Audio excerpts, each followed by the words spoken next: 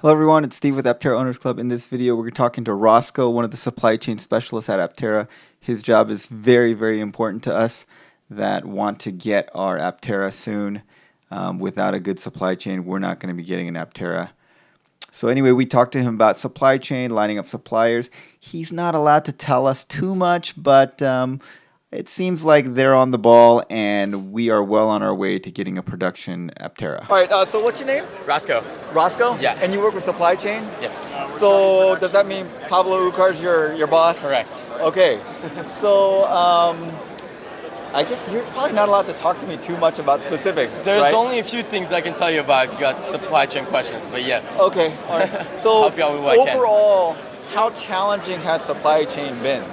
Honestly, it's less challenging than you would imagine. Because we always hear Yeah. about how supply chain's a mess Definitely. it's hard. And So I think right now in the industry, supply chain is a big challenge, but I think what's good for us is that companies really like working with us. I think we have a really good relationship with the companies that we're working with, and we can grow that relationship because we want to work with them and they want to work with us. You know, they're really excited about the project just as much as we are, and so they're as invested as we are a lot of the time. And so it's been nice working with different companies, finding them and seeing their excitement as well.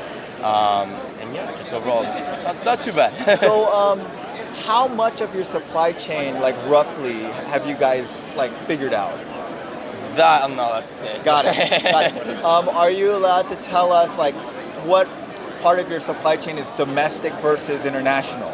So I can say that some of like a good portion of it is obviously domestic, but we do have some international suppliers like Alafe, who was here the other Correct. day. Yeah, they're from doing our Slovenia. motors. Yes. Yeah. So we are definitely working with some key suppliers like Alafe, and so for them, for example, I'm just gonna use them as an example because I think they're a good example. It's like they're just about the only company in the world, one of the only companies in the world who has the technology that we need. And so it doesn't give us a lot of options for who we want to work with, but they've been amazing to work with. And so obviously I think we want to try and work with domestic partners, but obviously we're open to working with other partners as well, just overall to make sure we can get basically the best project moving forward. Yeah. Now, you guys signed an agreement with Cherry Automotive. Okay. Are you allowed to tell me what that's for? If you don't know already, I probably can't tell you. Got it. All right, no problem, no problem. Sorry about that. No problem.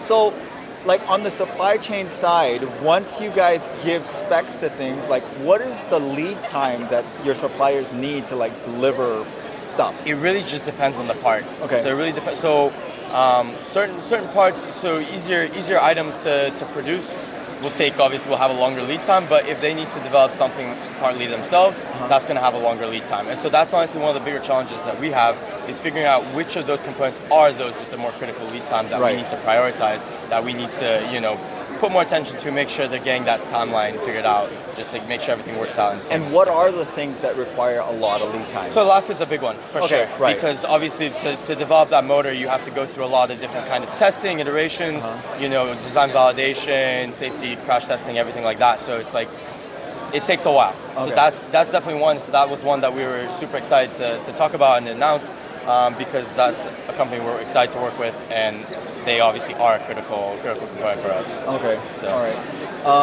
And so that's pretty clear. They've finalized their motor. It seems like, or at least that's what they say on their page, that they've got a motor that's finalized for you guys. But are there suppliers that have a long lead time for which we haven't locked down specs for the thing? Let's see. How should I answer this? Okay.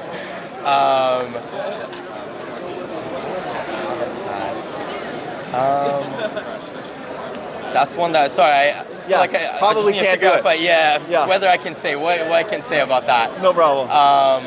I think we're pretty confident that the suppliers that we have kind of locked down are going to be the important ones. So. I'm not sure if I'm. So most of the things that have a long lead time, we've put in the attention for those components for sure. So those are the ones that I think we have a really good idea. So that for sure I can tell you is we have a good idea of which components and which suppliers will be the critical ones and how much we need to prioritize those as opposed to some other ones. So specifics. No Sorry, problem. I understand. That's what I can give you. So. Yep. Yeah. Hey, thanks a lot. Yeah, thank you. Appreciate all the cool questions. So. Oh yeah. All right, well, thanks for watching, guys. Appreciate your comments below. Thanks as always to our supporting members, and have a great day, everyone.